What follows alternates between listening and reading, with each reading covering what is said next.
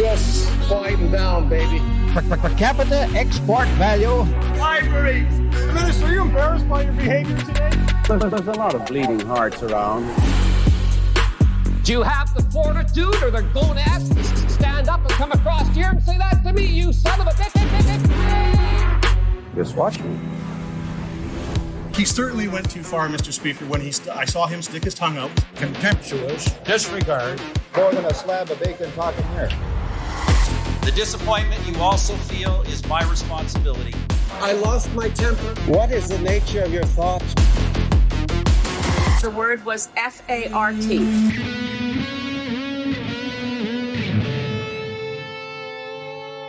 Welcome to another sensual episode of Canadian Politics is Boring.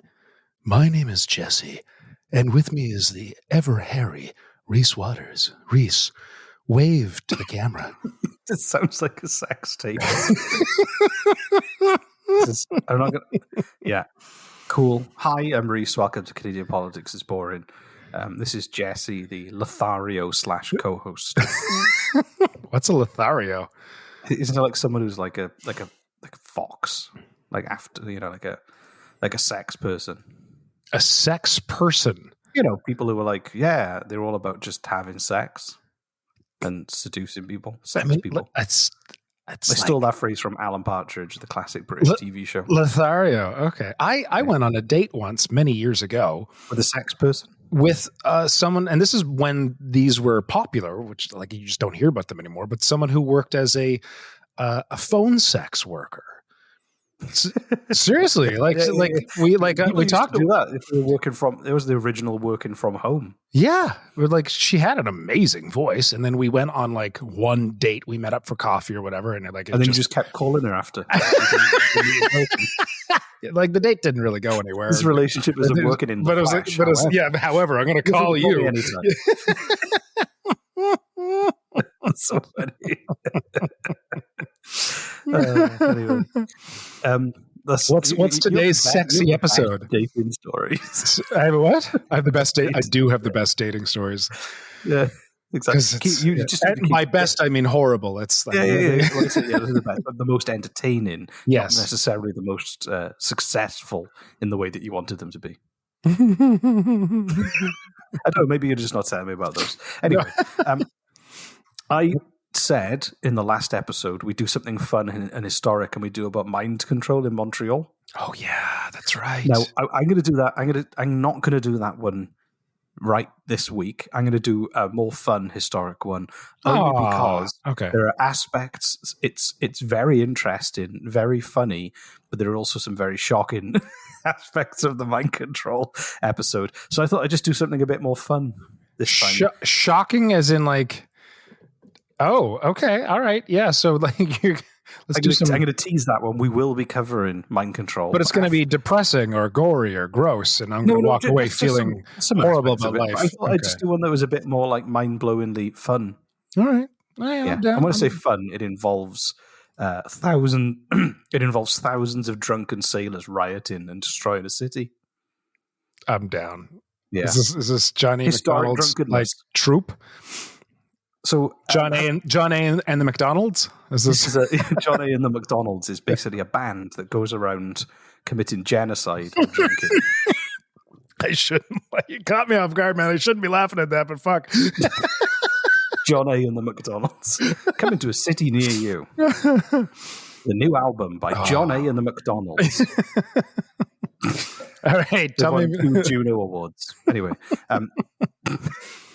This is a local. There's got to be a fucking band. I'm checking. John A. and the McDonald's. 0 results on Google for John A. and the McDonald's. Talking about prime ministers with bands, you remember we did the Wafakak episode with Stephen Harper's band. I love it. Yeah, so you remember that? I do. Little Stephen Harper at the keyboard. little Stephen Harper. Little Stevie. Little Stevie Harps. I have on very good information from a friend who I can only talk about on this podcast if I don't reveal who they are. they're not really well known or anything. They're a friend, but they seem to have really good connections and know things. And they told me with 100% kind of conviction that it was true. Okay. That none of those band members are his friend. None of those band members want to be in a band with him or agree with him politically or want to spend any time beyond the time on stage with him. It was all organized by his team to give him something to do. What? I know. So little Stevie Harps has no friends. So that's not... it's like having your mother organize a play date. So I hope it's true. I don't have like a piece of paper with like signed proof, but I hope that is true. I like to think it is. So when you're seeing like the video of the other band members with smiles on their faces, it's either because they're eyeing the open bar or they've just taken a bunch of Xanax for the evening. Oh, they're like, finally, this is gonna. It's kicking in. Yeah, exactly. And I like to think that he didn't speak to them at all. He just kind of walked on stage, sat down, just never acknowledged they exist. You're just an extension of my music. Now play. Beforehand, like they're all told Stephen Harper would like to see you in the green room before the show, and they're like, "Oh, okay." And they walk in and they sit down, and Stephen's sitting there in like a robe, and they all sit down like, "Yes, sir, what would you like? What would you like to talk to us about?" And he doesn't say a word. He just stares at them. And then he has like one of his minions like slowly dim the lights and lock the door.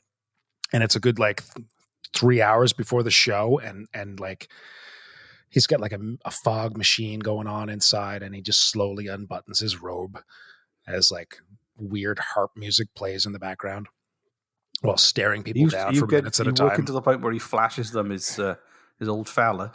His old fella.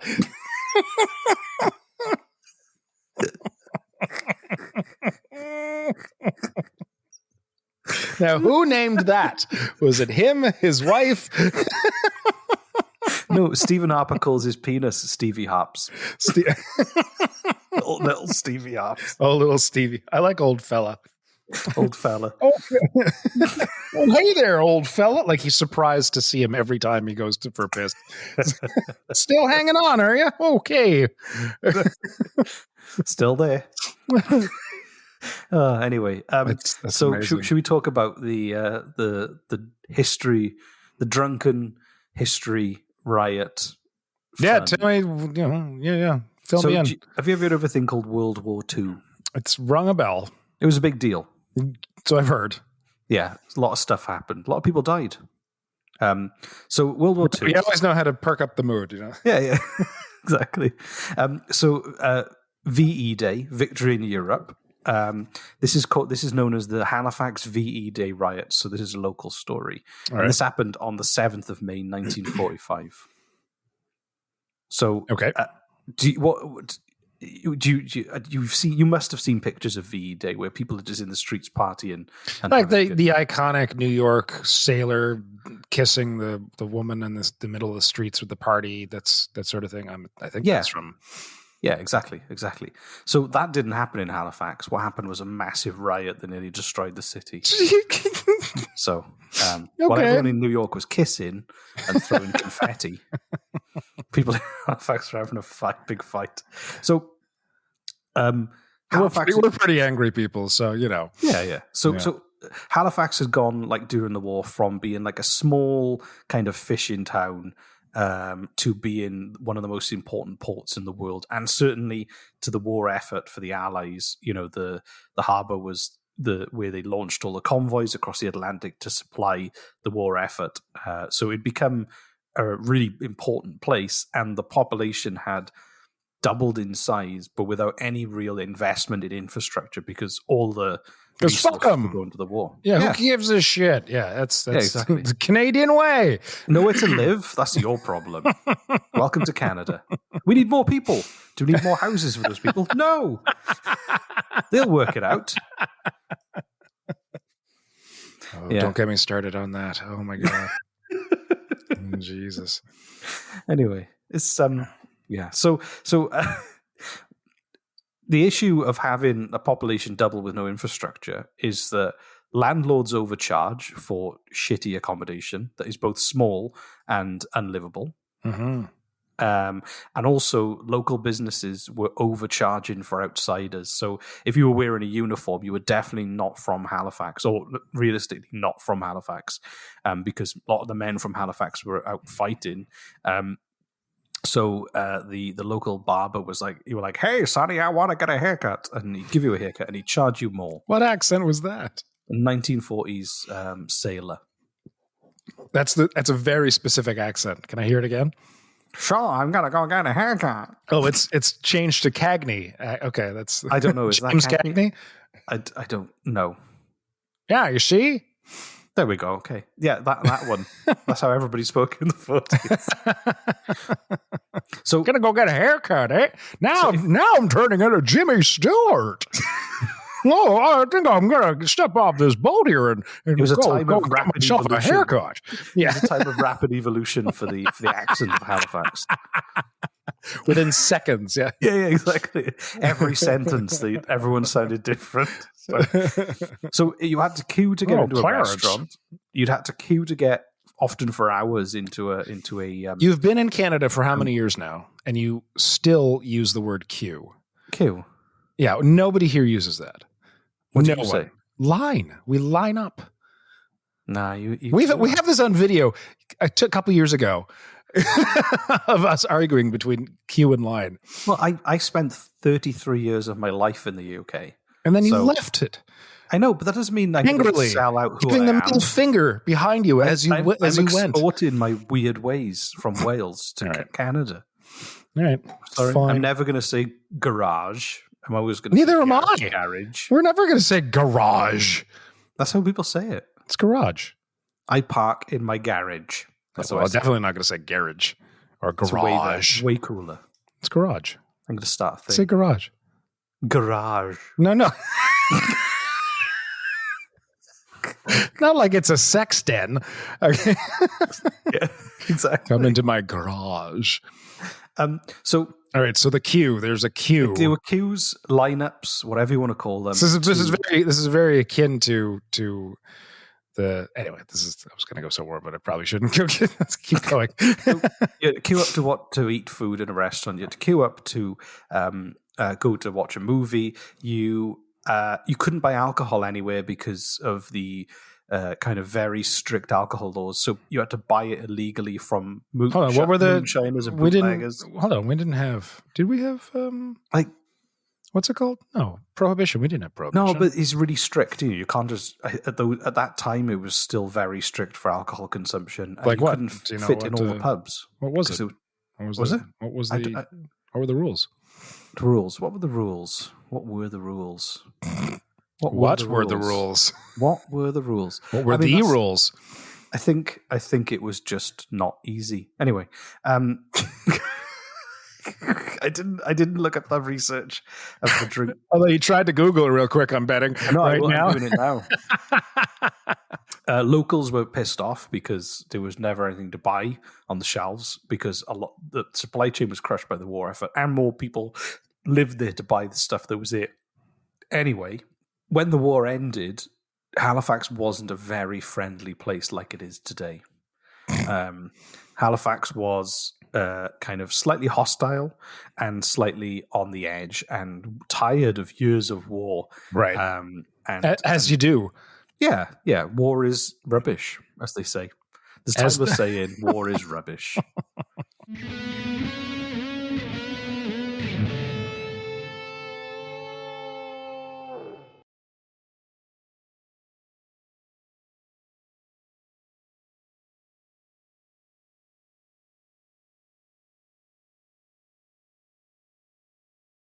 This is Caitlin, calling in from Smithfield, Nova Scotia. Canadian politics is boring, where folks go to learn about politics and end up leaving more confused than ever. But you might end up with a fun, drunken John A. Macdonald story, so the confusion seems worth it.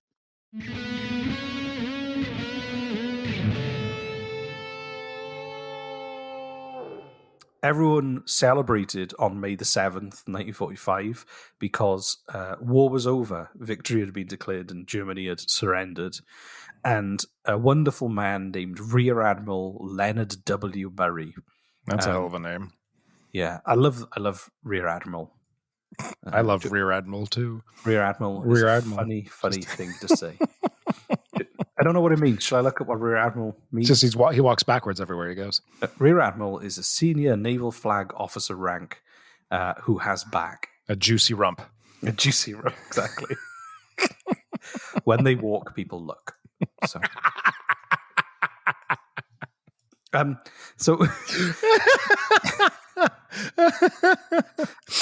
so Rear Admiral Leonard W. Juicy Murray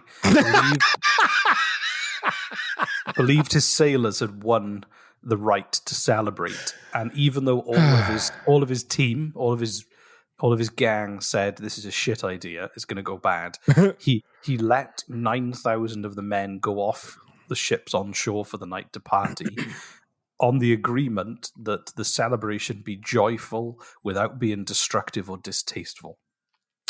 Okay. So, no karaoke. Right. Tops on, all that. All right. Tasteful celebration. Just sit around and talk about memories and loved ones. That's what we wanted to do. Yeah. No one night stands, nothing. Right. No drinking games, no beer pong. This is the list he gave them. Yeah. Yeah, he had it all. No sitting in a row on the dance floor to oops upside your head. None of that. Anyway. Okay. Oops upside your head. What? Have you ever done that in a nightclub and they put oops upside your head and everyone sits on the floor in a row and they do all synchronized dance moves? What the fuck are you talking about? Is that a Welsh thing? I'm thinking this is very much a Welsh thing because I have never once heard of this.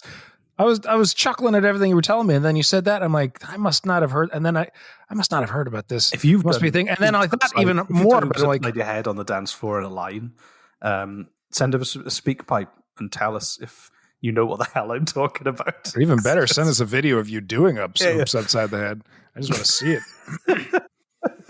Anyway, so very specific Welsh drunken bar dance. That's I think it's across the UK. But anyway, right. So by midnight, downtown was bursting, and there were roughly 12,000 people that had no place to eat or drink because there were more people than there were things.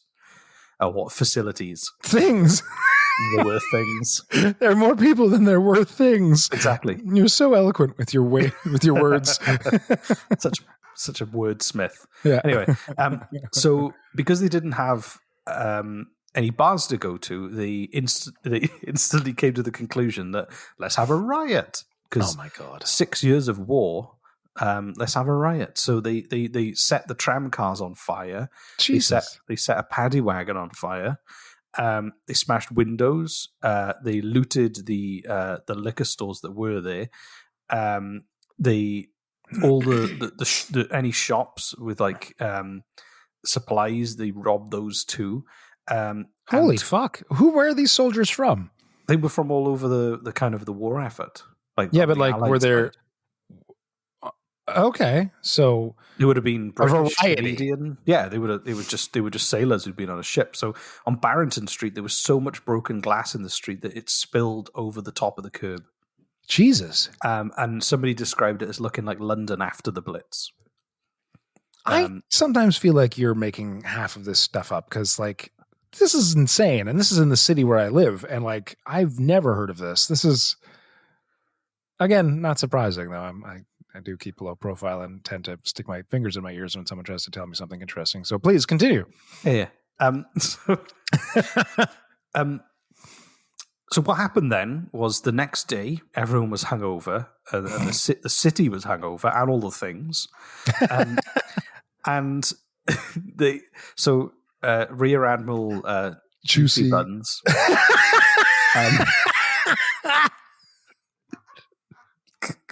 Rear Admiral Juicy Buns. Yeah, what did he have Rear to say? Admiral Juicy Buns. Read the newspaper on May the 8th, and he didn't believe that his honourable, tasteful men would do such a thing, and thought that not that many were actually involved, and it was probably civilians that were rioting, not the sailors. and he didn't ask them to come back on the ship. He let them stay in the city. Okay, as like punishment. No, he was like, no, those aren't my lads. Those are somebody else's. Oh, I see. Instead of taking responsibility and saying, come on board, he's like, keep celebrating. Fake news. They're good boys. That's what he would have said. So he basically just, okay. Yeah. He did what I do and stuck his fingers in his ears and la, la, la, la. Yeah, okay. Exactly. I do that at least once a day. And so they had another day of mayhem. Because it was exactly the same problem as the day this time before. Everyone was hungover. It was a hungover riot. Yeah, but hair of the dog. If you've got a hangover and you've got another day of partying, you drink and you further dehydrate yourself to the point of not caring about how much it hurts. Is that okay? So just a quick aside, hair of the dog. I've heard of this term for years. I've been using it for years. Yet here in Canada, I've met many, many people who've never heard of it. Not only never heard of the term, never heard of doing that as a remedy for a hangover, having another drink and I'm like, did I get this from somewhere else? Like, is this a UK expression that was brought over? It's definitely a UK expression. So if you I've been using it for as long as I can remember. Yeah. Unless it's used like UK and Maritimes, I don't know. But you used to live in Newfoundland, so maybe it's there because I know there's a lot of British. There's a lot of British terms that I was a teenager. I wasn't drinking and no. But like I've been when I was younger, like a student, I remember like doing 4-day drinking binges, and it would be like waking up hungover, and we'd just start drinking again. And it works. It's amazing. It actually works. Again. Yeah, you get drunk again. You just top up the alcohol that was already in the system, right? And I mean, I don't think is a healthy. No, this isn't health advice. This is not health advice. We are not the news. Do not come to us for health advice or any kind of advice. If you want to stay drunk for a few days, it does work. Anyway, it's just putting off a worse and worse hangover, really. But you can do it. That's so it got to the point where Rear Admiral Juicy Buns and the mayor had to drive through the town in a truck with speakers on it, ordering everyone to return home to their homes and barracks. This is day 3? This is day 2, at the end of day 2. At the end of day, okay. They had to impose a curfew on the city. 3 men died. 2 from alcohol poisoning and 1 possible murder.